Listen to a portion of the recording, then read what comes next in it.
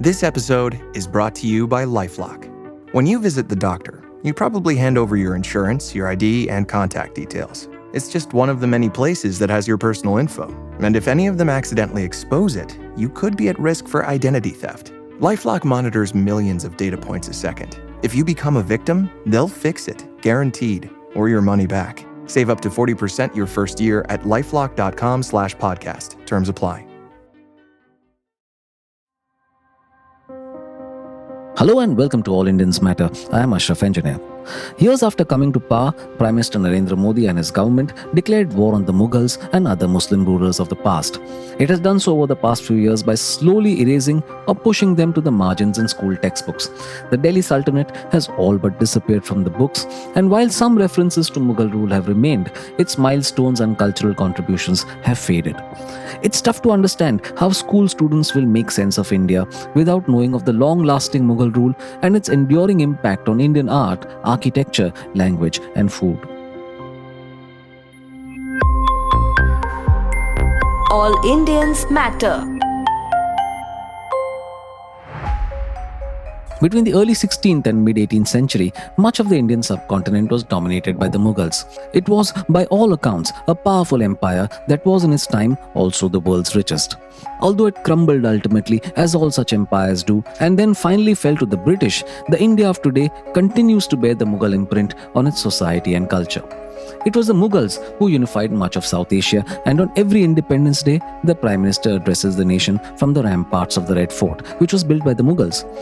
The influence can be seen in India's administrative practices, clothes, architecture, art, and speech.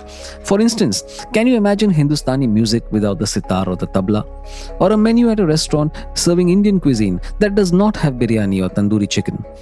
Most North Indian languages have words that are Persian or have Persian roots. Persian was the court language of the Mughals. Despite this, the government has undertaken a drive to erase the Mughals from national consciousness. Other than the changes in school syllabi, a tourism brochure omitted the Taj Mahal, the best-known monument in India and among the best-known in the world. Some Hindutva supporters have even called for it to be demolished, claiming it used to be a temple. But how can you deny fact? Mughal culture grew deep roots in India and in fact was as Indian as anything else. To understand this, let's take a brief look at history. Since the early 13th century, a series of dynasties, collectively known as the Delhi Sultanate, dominated North India. The last of them, the Lodhis, were defeated by Babur, who led his army through the Khyber Pass into the Indo-Gangetic plain. There was a good economic reason for his venture, controlling access to trade routes connecting Delhi and Lahore with Kabul and Central Asia. For centuries, Indian goods had used this trade route. Building on this victory, Babur established the foundation of the Mughal Empire. He died only 4 years after reaching India, and it was his son Humayun who began to establish Mughal legitimacy on Indian soil.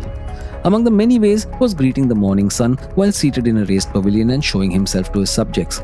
This was an ancient practice followed by Indian Rajas that equated the ruler with what was considered divine. The Mughals became fully Indianized during the long reign of Humayun's son Akbar. Contrary to the Delhi Sultanate policy of battling the Rajputs, Akbar absorbed them into his empire. Several Rajput kings accepted the arrangement of retaining their rule while also being appointed to high positions in Akbar's court. Over time, a kinship was born between Mughals and Rajputs that superseded religion. The court turned multi-ethnic and women gained great importance too.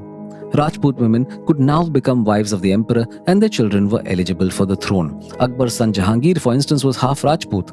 Jahangir himself married royal Rajput women, one of whom, Jagat Gosain, became the mother of his successor Shah Jahan. This made Shah Jahan 3/4 Rajput. It should be no surprise then that the presence and influence of Rajput women in the court meant that their own children were imparted their culture. There was an intermingling of Indian and Mughal sensibilities, which also showed, as I said, in art, architecture, language, and food.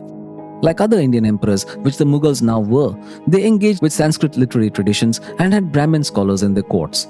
Akbar, for example, commissioned Persian translations of the Mahabharata and Ramayana, thus incorporating Indian thought into Mughal statecraft. Such fusion was also observed in medicine. The Mughals' Unani medical tradition was Indianized after its fusion with Ayurvedic works and the use of Indian plants in medicine. However, by the mid-19th century, the East India Company controlled much of the subcontinent, with the Mughal ruler Bahadur Shah Zafar being reduced to a prisoner in the Red Fort. When the 1857 revolution began, the mutineers rode hard to Delhi and acknowledged Bahadur Shah Zafar as the emperor. Even in this state, the Mughal dynasty was seen as India's legitimate sovereign. Despite this history, the culling of the Mughals from textbooks shouldn't come as a surprise. It's in keeping with the ideology of Modi's Bharatiya Janata Party or BJP and its ideological parent, the Rashtriya Swayamsevak Sangh or the RSS. They seek to project India as a Hindu nation in which the presence of others, especially Muslims, is an intrusion. So, textbooks must be culled of all Muslim influence and legacy in India. Mughals and Muslim rulers must be viewed as cruel invaders only. This is also being seen in the renaming of places with Muslim names. So, Mustafabad became Saraswati Nagar, Allahabad is now Prayagraj, Ahmednagar was renamed Ahilya Nagar. There are several such examples and many more will be proposed. The BJP, formed in 1980 as the political arm of the RSS, has long considered Muslims to be second-class citizens.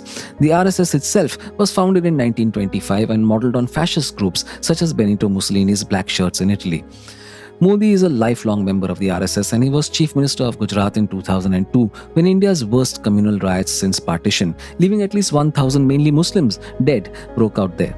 The RSS incidentally has often been accused of colluding with the British and the government has been criticized for downplaying Raj brutality following renovations at the Jallianwala Bagh Memorial. It was at Jallianwala Bagh that British troops surrounded peaceful protesters and fired at them, killing hundreds. Even Mahatma Gandhi's Sabarmati Ashram has not been spared. The BJP government in Gujarat is quote-unquote renovating historic structures there. Critics have said it undermines Gandhi's legacy and will turn the site into a theme park of sorts. As I said, the BJP's revision of textbooks shouldn't surprise us. To create a Hindu Rashtra out of a secular nation, it needs to create fake historical narratives or delete anything that proves its ideology is flimsy. Rewriting history gives it the legitimacy it needs. And it's not just about recreating the past, but controlling the future. The BJP and RSS want an all-powerful state and an obedient population, so there is already a significant shrinking of rights and capture of institutions. The BJP projects the government and Modi as the state itself, and any opposition to it is therefore termed anti-national. So, instead of the government being accountable to citizens, citizens must be accountable to Modi and the BJP. For this to happen, the past must change. Without that, the present can't be viewed the way the BJP and the RSS want it to, and neither can the future be shaped in their vision.